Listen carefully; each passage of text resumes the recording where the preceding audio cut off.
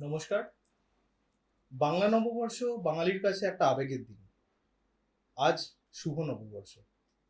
আপনারা চলন্তিকা চ্যানেলের মাধ্যমে রোজ পডকাস্ট দেখতে অভ্যস্ত, কিন্তু আজ আমাদের ঘরোয়া একটি আড্ডায় আমার সাথে রয়েছে আপনাদের রোজের হোস্ট কৌশিকদা, ডক্টর কৌশিক সিং। নমস্কার।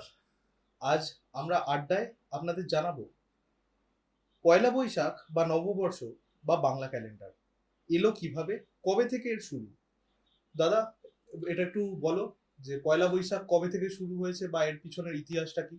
আসলে প্রথমে বলি সবাইকে শুভ নববর্ষ। আহ, এর একটা দীর্ঘ ইতিহাস আছে। হঠাৎ করে পয়লা বৈশাখ এবং পয়লা বৈশাখে বাঙালির আমাদের যা উদযাপন, সেই উদযাপনগুলো যে সবসময় একবারে শুরু থেকে হয়ে আসছে তা কিন্তু নয়। বঙ্গাব্দ অর্থাৎ বাংলা মাসের ক্যালেন্ডার এর তৈরির পিছনে একটা ইতিহাস আছে। আহ, দুটো ইতিহাসের ধারা, মানে দুটো তত্ত্ব ইতিহাসে রয়েছে। তার মধ্যে একটি হচ্ছে মুঘল সম্রাট আকবরের সময় থেকে। মুঘল সম্রাটদের সময়ে হিজরি বা চন্দ্র দেখে সেই ক্যালেন্ডার, চাঁদের ক্যালেন্ডার দেখে ক্যালেন্ডার তৈরি হতো। কিন্তু সেখানেতে দেখা যেত যে এই হিজরির মাধ্যমে, চন্দ্র ক্যালেন্ডারের মাধ্যমে রাজস্ব আদায়ের ক্ষেত্রে একটা ফারাক তৈরি হয়ে যেত। ফারাকটা এইরকম যে যে সময় চন্দ্র ক্যালেন্ডার শেষ হচ্ছে তখনও কিন্তু ফসল ঘরে ওঠেনি, সুতরাং রাজস্ব দেবার মতো তখনও রাজস্ব আদায়, এই যে ফাঁকটা, মানে ওটা হচ্ছে সৌর ক্যালেন্ডার দেখে মোটামুটি চন্দ্র আর সৌর ক্যালেন্ডারের মধ্যে একটা 11 দিনের তফাৎ তৈরি হয়ে যাচ্ছে। 11 দিনের তফাতে রাজস্ব আদায়ের ক্ষেত্রে এবং কোন দিনে রাজস্ব আদায় হচ্ছে সেই হিসাবেতে একটা মারাত্মক গোলমাল দেখা দিল। তো এই গোলমাল দেখা দেবার পরে পরবর্তী সময়ে সেখান থেকেই সূর্য ক্যালেন্ডার দেখে বঙ্গাব্দ তৈরির একটা গল্প সেখান থেকে তৈরি হয়ে আসছে। এবং এটা কিন্তু ধরে নেওয়া যেতে পারে 1884, আচ্ছা 1584। আচ্ছা, এটা ছাড়াও কি আর একটা মতবাদ না, প্রচলিত? আমি সেটা বলবো 1584, এবং এটা ঠিক করলেন 1584-তে ঠিক করলেন মুঘল সম্রাট আকবরের সভাসদ একজন, মানে সভা জ্যোতিষবিদ আর কি, আমির সাহেব, আমিরুল্লাহ সাহেব এটাকে ঠিক করলেন এবং সেই দেখেই বঙ্গাব্দ তৈরি হলো, এই একটা বলা হয়। আরেকটি ইতিহাস, সেটাও তারও গ্রহণযোগ্যতা রয়েছে, সেটা হচ্ছে গৌররাজ শশাঙ্ক। সেটা 7ম শতাব্দী, 594, মানে এর অনেক আগে, অনেক আগে, 100 বছর আগে, 1000 বছর আগে। 594 আর 1584, প্রায় 1000 বছর আগে। মানে দুটো মতামত চলছে। এই শশাঙ্ক যখন সম্রাট হলেন, যখন তিনি মসনদে আসীন হলেন, সেই দিন থেকে বঙ্গাব্দ শুরু বলে একটা কথার প্রচলন আছে। মানে রাজ্যাভিষেকের সময় থেকে রাজ্যাভিষেক হলো রাজা শশাঙ্কের, সেদিন থেকেই বঙ্গাব্দ শুরু, বাংলা ক্যালেন্ডার এলো এবং তার প্রথম দিন বৈশাখ মাসের পয়লা বৈশাখ, সেই হিসেবে বলল। কিন্তু পয়লা বৈশাখের সেই আড়ম্বর তখন কিন্তু ছিল না। এই পয়লা বৈশাখের আড়ম্বর সঙ্গে ভারতের স্বাধীনতার ইতিহাস, রবীন্দ্রনাথ ঠাকুর, এনারা ওতপ্রোতভাবে জড়িত। আচ্ছা, এই এই আমরা পয়লা বৈশাখে আমাদের বাঙালির ঘরে ঘরে হালখাতা একটা খুব ভালো, সে তো একদম, মানে যারা ব্যবসায়ী তাদের ক্ষেত্রে এটা একটা গুরুত্বপূর্ণ দিন মনে করা হয়। এটা বা অক্ষয় তৃতীয়া সামনেই আসছে, নববর্ষের দিন থেকেই এর একটা হিড়িক পড়ে যায়। নববর্ষের দিন থেকে বললে হবে না, এর হিড়িকটা পরে। এই এই একটা কথা আছে না, চৈত্র সেল চলছে, চৈত্র সেল চলছে। এই চৈত্র সেল মানে পুরনো যা আছে সেগুলো খুব কম দাম হলেও, লভ্যাংশ খুব কম রেখে সেগুলোকে মার্কেটে ছেড়ে দেওয়া হয়, বিক্রি করে, আর অনেক মানুষ কিন্তু এতে উপকৃত হয়। সেটা তো অন্য ব্যাপার। ব্যবসায়ীরা যেটা ঠিক করেন সেটা হচ্ছে যে আমি আমার পুরনো জিনিস যতটা পারবো বাদ দিয়ে দেবো, মানে পুরনো লেনদেন দোকান থেকে বের করে দেবো, নতুন জিনিস ঢুকবে। এটাই চৈত্র সেল, টানা চৈত্র মাস ধরে এটা চলে। এবং ব্যবসায়ীদের মধ্যে একটা ব্যাপার থাকে যে পয়লা বৈশাখে ঠিক 1 সপ্তাহ আগে থেকে তাদের দোকান ঘরে ঝাড়পোছ, নতুন করে রং করা, পুরনো জিনিসপত্র যেগুলো থাকে সেগুলোকে ধুয়ে মুছে নেওয়া। কারণ পয়লা বৈশাখে বহু দোকানে, বড় বড় দোকানে, হ্যাঁ, পূজা হয় এবং পূজাতে মূল হচ্ছে লক্ষ্মী গণেশ এবং লাল শালু কাপড়ে মোড়া একটি খাতা। এবং এই ব্রাহ্মণরা যারা পুজো করেন তারা পুজো করবার পর ওই লাল শালুক মোড়া খাতাটাকে উল্টে দিয়ে প্রথম যে সাদা পৃষ্ঠাটা থাকে তাতে সিঁদুর দিয়ে একটা স্বস্তিক চিহ্ন এঁকে দেয়, আর ওই 1 টাকার কয়েনের একটা ছাপ ছাপ, দিয়ে একটা সিঁদুরের ছাপ দিয়ে দুর্বঘাস দিয়ে দিয়ে ওইটা পুজো দিয়ে করে দেয়। এটা নতুন খাতা শুরু হলো, নতুন খাতা নতুন শুরু হলো ব্যবসা মানে শুরু হলো। নতুন ব্যবসা, এই বছরের ব্যবসা শুরু হলো। এবং এই ব্যবসাদারদের মধ্যে এই হাল খাতা তারা কিন্তু রেখে দেন। হুম। মানে এটা আমি বলছি, এটা তো 1433 আমরা পদার্পণ করলাম। পদার্পণ করলাম। ব্যবসায়ীদের কাছে 1432, 31, 1430 এইসব খাতাগুলো কিন্তু পরপর করে রাখা থাকে, হুম। ঠিক আছে।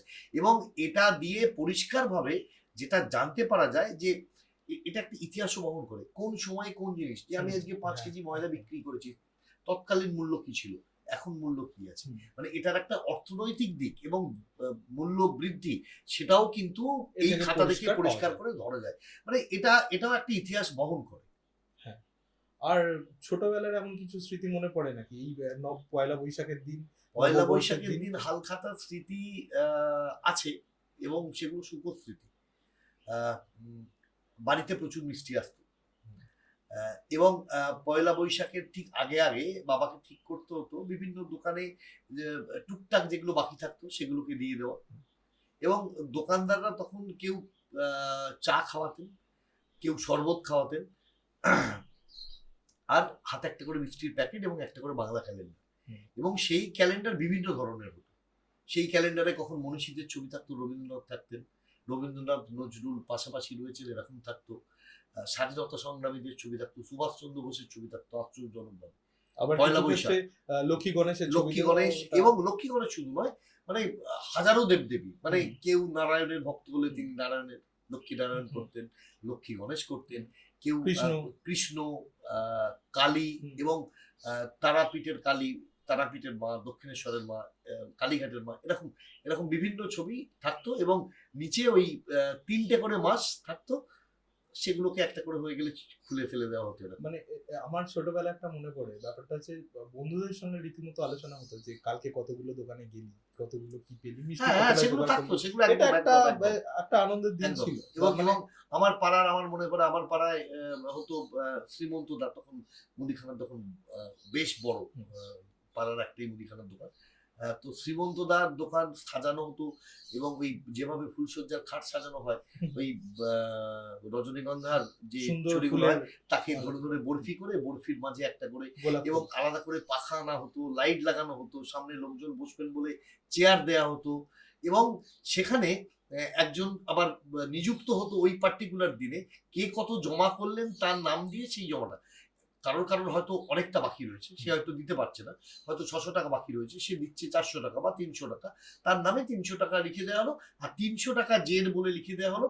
এটা আবার এই নতুন যে খাতা হবে সেখানে তার নাম ধরে 300 টাকা জের, মানে আগের বছরের জের, এইভাবে উঠে আসতো। এইভাবে পয়লা বৈশাখ উদযাপন হতো। এটা একটা রীতিমতো মানে উৎসবের আমেজ একদম। মানে সত্যি কথা বলতে হালখাতা এখন কমে গেছে, অনেকটা মনে গেছে। এই আমেজ আর দেখা যায়, এই আমেজ দেখা যায় না। তার কারণ হচ্ছে এই যে একটা বাংলা সিনেমা আছে না, শঙ্কর মুদি। হ্যাঁ, শঙ্কর মুদি। এখন বাঙালি ব্যবসাদারদের অবস্থা খানিকটা সেই রকম। এই শপিং মল বা এই অনলাইন অ্যামাজন ফ্লিপকার্ট ইত্যাদি হয়ে গিয়ে মানুষ ঘর থেকে বেরিয়ে দুটো দোকানে গিয়ে কিনবে। এবং সত্যি কথা বলতে এই যারা মানে বড় ব্যবসাদার, যারা এই ধরনের ব্যবসা, মল টল ইত্যাদি ব্যবসা বসে, তারা একসঙ্গে অনেক পারচেস করেন, তাদের দাম কম হয়। আমাদের এখানে ছোটখাটো মুদিখানার দোকান যারা আছে বা জামা কাপড়ের দোকান যারা আছে, তাদের ক্ষেত্রে তারা অতটা একসঙ্গে পারচেস করতে পারেন না। ন্যাচারালি তাদের দামের একটা ব্যাপার থাকে। সেখানে দেখা যায় যে শপিং মল থেকে নিলে 3 টাকা কেজিতে কম হচ্ছে, এখানে 3 টাকা বেশি। মানুষের ধারণা 3 টাকায় আমি বেশি দিয়ে কিনবো কেন। কিন্তু পাড়ার যারা ব্যবসাদার, এলাকার মানুষ, তারা আস্তে আস্তে সরে যাচ্ছে। এবং সেই জন্য পয়লা বৈশাখের এই যে বিকালের দিকে এই যে হালখাতার যে উৎসব, সেই উৎসবটা মারাত্মকভাবে ভাটা পড়েছে, মারাত্মকভাবে। মানে আগে ছোট বড় মাঝারি নিয়ে বাড়িতে অন্তত 10-15টা মিষ্টির প্যাকেট, যেখানে কোনো বাকি থাকতো না। তারাও ডেলি কাস্টমার হিসাবে তারা নিমন্ত্রণ করতেন, ওই তাদের কাছে 50 টাকা কি 100 টাকা জমা রাখতে হতো, তারা একটা মিষ্টির প্যাকেট, একটা ক্যালেন্ডার দিতেন। এবং বাড়িতে তখন ক্যালেন্ডার টাকা আমার জায়গা থাকতো না, হুম। এখন তো সেসব আর এখন বাড়িতে আর সত্যি বলতে ক্যালেন্ডারও দেখা যায় না। ক্যালেন্ডার। মানুষ সফিস্টিকেটেড হয়ে গেছে, মানে মানুষের মধ্যে এটা একটা পরিবর্তন লক্ষ্য করা যায়। লক্ষ্য করা যায় একদম। আর বাঙালি উৎসবের কোথাও এসে কি মনে হচ্ছে আজকের দিনে এসে বাংলা ভাষার একটা কোথাও গিয়ে বাংলা ভাষার তো ব্যাপারটা কি, মানে আমি যদি এই পয়লা বৈশাখকে সামনে রেখে যদি রবীন্দ্রনাথ বা সেই তৎকালীন স্বদেশ চেতনাকে নিয়ে কথা বলি, এই যে পয়লা বৈশাখ একটা উৎসব হতো হুম। সকালের দিকে, কিছুই না, প্রভাত ঘরোয়া ফেরি। ঘরোয়া সবসময় যে প্রভাত ফেরি না, একটা আড্ডা, হুম। একটা সংস্কৃতি চর্চা, পয়লা বৈশাখ, তাতে নতুন তৎকালীন বাংলা গায়কেরা আজকের দিনে তাদের বা আজকের দিনকে সামনে রেখে তাদের নতুন অ্যালবাম আসতো, হ্যাঁ, ক্যাসেট এটা আসতো, একটা ছিল। ক্যাসেট আসতো, সেইগুলোকে নিয়ে আলোচনা হতো, শিল্পীরা তারা বসে আলোচনা করতেন, সেখানে তো ওতপ্রোতভাবে রবীন্দ্রনাথ জড়িয়ে পড়তেন। আর ঠিক আছে, বাঙালির নববর্ষ বাঙালি মানে নববর্ষ রবীন্দ্রনাথ। মানে রবীন্দ্রনাথ, এবং এসো এ বৈশাখ রবীন্দ্রনাথের লেখা গান, সেটা তো অঘোষিত পয়লা বৈশাখের দিনে জাতীয় সঙ্গীত, বলা গণসঙ্গীত যেতে কথাটা পারে। হয়তো অন্য দেখায় যাবে, তো জাতীয় সঙ্গীত জাতীয় বলা যেতে পারে সঙ্গীত। প্রত্যেকটা জায়গায়, মানে প্রত্যেকটা এই আড্ডায়। দেখো না, এই এসো হে বৈশাখ গানটা ছাড়া যেন পয়লা বৈশাখ মানায় না। না, বৈশাখকে বরণ তো, বৈশাখকে বরণার, বৈশাখ মাসের প্রথম দিন তুমি নববর্ষকে বরণ করছো, তো এখানে যদি এসো এ বৈশাখ না থাকে থাকবে। হুম, সেটাই। আর এবং রবীন্দ্রনাথ নিজে পয়লা বৈশাখকে খুব ভালোভাবে পালন করতেন।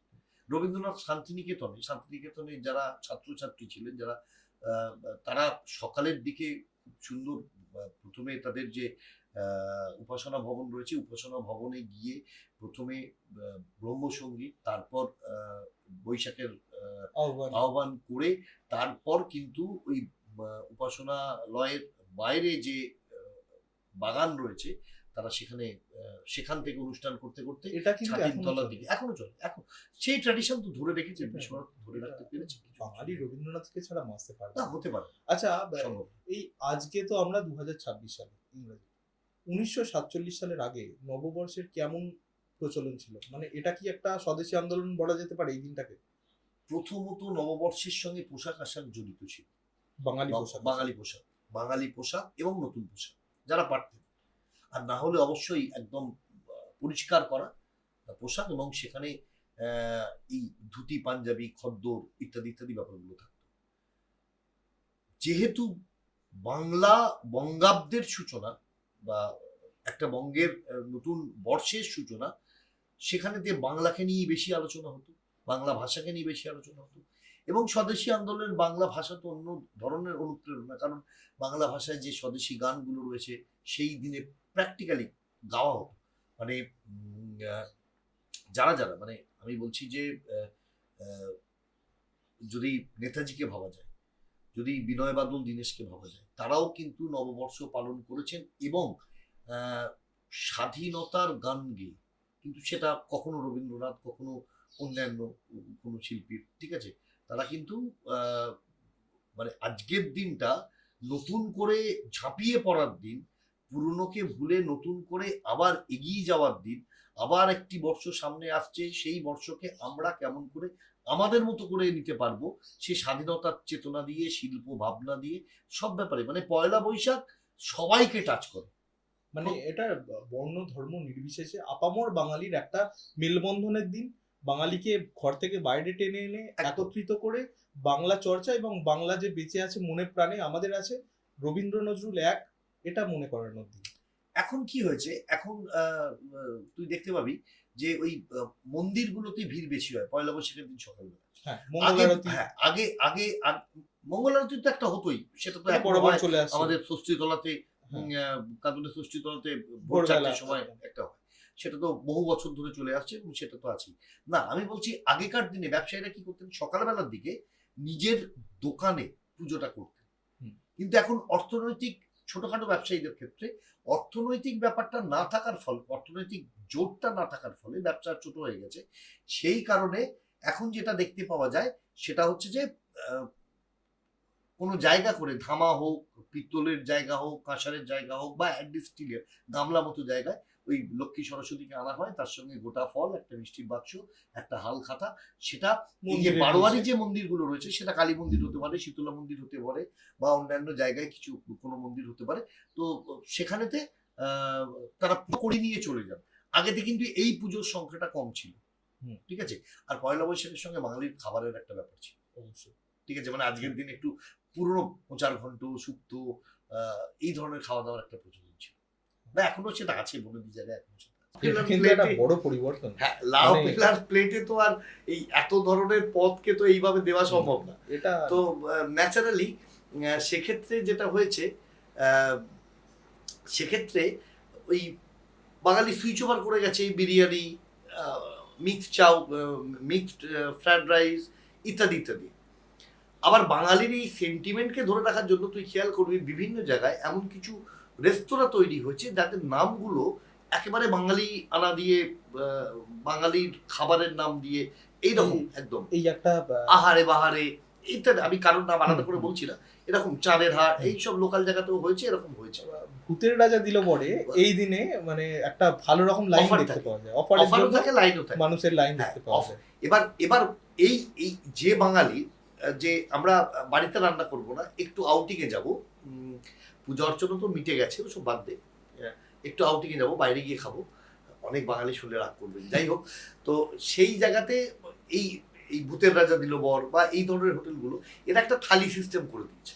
হ্যাঁ, এখানে এখানে অনেকগুলো অনেক ধরনের খাবার, মানে এই বাঙালি খাবারই বাঙালি পরপর পদ, পরপর পরপর সাজিয়ে দেওয়া হয়, এবং তারা কিন্তু ওই কনসেপ্টটা মেনটেন করে, তারা কিন্তু থালাতেই কাঁসারের থালা, এটা কাঁসারের থালা হোটেলগুলোই হ্যাঁ, মেইনটেইন করে। কিন্তু লাও পেলা হয় না। হুম। বাঙালির এই বিবর্তনটা মানে দুটো আলাদা আলাদা ডাইমেনশনে হয়েছে। এক ধরনের বাঙালি যারা এখনো বাঙালি ভোজ বলতে যা বোঝায় পঞ্চব্যঞ্জন, সেটা এখনো বাঙালি খেতে চাইছে, তারা নিজেরা করছেন না। হুম। তারা বাইরে কোনো হোটেলে এই ধরনের রেস্তোরাঁগুলো যেখানে এই ধরনের পঞ্চব্যঞ্জন রান্না হয়, তারা সেখানে গিয়ে খাচ্ছেন। ওই বাড়ি বদলেছেন, রান্নাঘর বদলেছে, খাবার টেবিল বদলেছে, কিন্তু ওই পদগুলো হয়তো আছে, টেস্টের ব্যাপার বলতে পারবো না। আর আরেক ধরনের বাঙালি আছে যে না বাবা ওই অতক্ষণ ধরে ডাটা চিবো, ঠিক আছে, কাঁটা বাঁচতে খুব কষ্ট, কোথাও গিয়ে চাইনিজ বা বিরিয়ানি, চাইনিজ, মোগল খাবার, এই ধরনের খাবার তারা প্রেফার করছেন, তারা খাচ্ছেন। বাঙালি সেই জায়গায় বদলেছে। এখনো কিছু কিছু জায়গায় উৎসব, মানে এই পয়লা বৈশাখের উৎসবটা কিন্তু আমাদের দুদিন আগে থেকে, দুদিন আগে থেকে বলতে আমরা একটা সময় দেখতাম গাজন, গাজর, কিছুই না, একদম চৈত্রের শেষ দিন। চৈত্রের শেষ দিন কি আজকে ঝাঁপ, মানে চৈত্রের শেষ দিনে যে ঝাঁপ, আজকে তো ঝাঁপ, হুম। তার আগের দিন গাজন। হ্যাঁ, গাজন গাজন চৈত্রের ঠিক মানে লাস্ট দিনের আগের দিন, মানে কিছু সন্ন্যাসী এক মাসের জন্য সন্ন্যাসী হতেন পাড়ায় পাড়ায়, এখনো হয় দেখতে পারেন। তার ওই গেরুয়া পোশাক পরতেন, গলায় একটা সুতুলির একটা থাকতো। তারা আমাদের উত্তর আদান আদান এই সবাইকে নিয়ে একটা কমিউনিটি ফর্ম হতো, মানে সন্ন্যাসীদের কমিউনিটি। তারা এই চত্বরে যতগুলো মন্দির আছে, তারা ঢাককে সঙ্গে নিয়ে সেখানে মাথা চালতে আসতেন, মানে মাথা এইভাবে ঢাকের আওয়াজের সঙ্গে সঙ্গে দীর্ঘক্ষণ ধরে ঠাকুরের সামনে দাঁড়িয়ে, প্রতিমা হোক বা বিগ্রহ যাই হোক না কেন, তার সামনে এটা করতেন, এবং বাতাসা হরিলোট দিয়ে তারা স্নান করতেন। করে সেই দিন বোধহয় একবারই খেতেন, ওই রাত্রে স্নান করে গিয়ে রাত্রিবেলা খেতেন। আমরা দেখেছি লাস্ট আমাদের আদান বুড়ো শিবতলা, ধর্মতলা, শীতলাতলা, কালীতলা, এইসব জায়গাগুলো হয়ে গিয়ে তারা আলটিমেটলি গোসল করে স্নান করতো, করে তারপর সেই দিন বোধহয় তাদের শুধু ফল খেতে হতো, ওটা ফল বলে ফল, পরিচিত। হ্যাঁ। তারপরের দিন হচ্ছে ঝাঁপ, ঠিক আছে। এবার আজকে পয়লা বৈশাখ, কালকে ঝাঁপ হয়ে গেছে, ঠিক আছে। তো ঝাঁপেতে আমরা দেখেছি আমাদের তোর পানপাড়ার ধর্মঝাঁপ হতো, আমরা দেখেছি। শিবতলার ধর্মঝাঁপ ঠিক আগের দিন হয়, আবার শিবতলাতে ঝাঁপ হতো, এবং শিবতলার ঝাঁপ পানপাড়াতে ধর্মতলায় সেটা খুব নিচু করে বাঁধা হতো, আর আমাদের আদান শিবতলাতে সেটা অনেকগুলো থাকতো, অনেকটা হাইট অনেকটা, থেকে। হ্যাঁ। এবং ভিড়ের মধ্যে নিচে দেখেছি খুব বড় বস্তা, তার থলে, মধ্যে থলে যেটা থলে, বলে। তার মধ্যে খড় টড় ইত্যাদি ঢুকিয়ে মানে লাফিয়ে ওর ওপর পড়বে। হুম। কোনো কোনো জায়গায় সেখানে কাঁটা রাখা থাকতো, হুম। গা রক্তাক্ত হতো। গাজনের তো একটা ব্যাপার আছেই, মানে বড়শি দেওয়া এই করা এই করা, এটা সেটা একটা খুব বাঙালির পুরানো ট্র্যাডিশন, এবং ট্র্যাডিশন, একটা একদম 12 মাসের 13 পার্বণের মধ্যে একটা। একদম একদম। আর তারপরে কিন্তু আমি তোমায় একটা বলছি, যেটা এটা কোথাও গিয়ে এখন এটা কিন্তু অনেক কমে গেছে, অনেকাংশে কমে গেছে। এটা এখন আর অত সন্ন্যাসী হয় সন্ন্যাসী না। হওয়াই কমে গেছে ভাই। আগে তো দেখতাম মানে পাড়ায় খুব পরিচিত মুখ ছিল, অনেকেই হতেন প্রত্যেক বছরে, সেটা কমে গেছে। হুম। আর এই গাজনের একটা এই ঝাঁপ থেকে একটা মেলা হতো আমাদের আদান শিবতলাতে হতো, এটা 2-3 দিন স্টে করে। এটা বড় মেলা হচ্ছে তোমার ওই তিশা, আমাদের বেগমপুরের তিশায় একদম। একটা এখনো ওটা এখনো প্রচলন হয় রয়েছে। এবং এবং আদানও এখনো ধরে রাখতে পেরেছে, মেলা টেলা হয়, যদিও মাঠের পরিসর কমে গেছে। হুম। তো তারপর দিন পয়লা বৈশাখ, আজ যেন পয়লা বৈশাখ, কালকের আগের দিন থেকে মেলা বসেছে, মেলা চলছে। আজকে পয়লা বৈশাখে একটা সাংস্কৃতিক অনুষ্ঠান আছে, সেটা করে রাত্রিবেলা সাংস্কৃতিক অনুষ্ঠান শেষ হবে, মেলাও উঠে যাবে, কালকে থেকে আর মেলা থাকবে না। তো যাই হোক, তবুও মানুষ, আমার এলাকার মানুষরা টুকটাক মানে আমিও মেয়েদের হাত ধরে নিয়ে একবার দেখতে যাই, এইগুলো যাই। সেগুলো আর থাকে, সেগুলো আছে। এটা তো উৎসবের আমেজ শুরু হয়ে গেছে মানে বৈশাখের আগের 2-3 দিন আগে থেকে বা কয়েকদিন আগে থেকেই বলো। কিন্তু এই যে বাঙালির উৎসব, এটা তো আপামর বাঙালির উৎসব। এই উৎসবে কোথাও কি সকালে বাঙালিদের যে কাকু জেঠু বা দাদুদের যে চায়ের দোকানে খবরের কাগজ পড়তে পড়তে আলোচনা বা ঠেক, চায়ের ঠেক, এটা আর দেখা যায়? সেগুলো তো আস্তে আস্তে উঠে যাচ্ছে, তার অনেকগুলো কারণ রয়েছে। একটা হচ্ছে মানুষের অসুস্থতা, এই যে চায়ের দোকানে চা খাওয়া, সেই চা মানে এখন আবার সফিস্টিকেশনও আছে, গ্রিন টি এখন নাম হয়েছে। আহ, এখন লোক গিয়ে বলে এই চা ফোটাবে না, নতুন করে বানিয়ে দাও। কোনো কোনো চায়ের দোকান সেই কনসেপ্টকে নিয়েছে, এমন ছোট ছোট জায়গাতে চা বানিয়ে সঙ্গে সঙ্গে দিচ্ছে, কেউ কেউ আবার ফুটিয়ে দিচ্ছে। চায়ের দোকানের আড্ডা যেমন থাকতো, সেখানে বহু কথাবার্তা হতো, ইয়ার্কি হতো, ঠাট্টা হতো, অনেক সংস্কৃতির আলোচনা হতো, কোথায় কি হচ্ছে সেখান থেকে জানা যেত লোকালি, মানে এত বিভিন্ন জায়গাকার এবং বিভিন্ন আহ, স্তর থেকে মানুষ আসতেন, সেখান থেকে একটা খবর পাওয়া যেত আজকে ওখানে ওই আছে। এই আহ, ঠিক পয়লা বৈশাখের আগের দিন যাত্রা হতো, আমাদের শীতলাতলায় যাত্রা হতো, অশোক দ্বারা যাত্রা তো আর দেখাই যায় না। যাত্রা করতো। এখন সেসব চলে গেছে। ইভেন সেটা যাত্রার দুটো আলাদা, যাত্রার সঙ্গে যদি নাটক মানে যেহেতু মঞ্চে হয়, সেটাকে যদি পাশাপাশি রাখা যায়, 5 বছর আগে পর্যন্ত আহ, আমাদের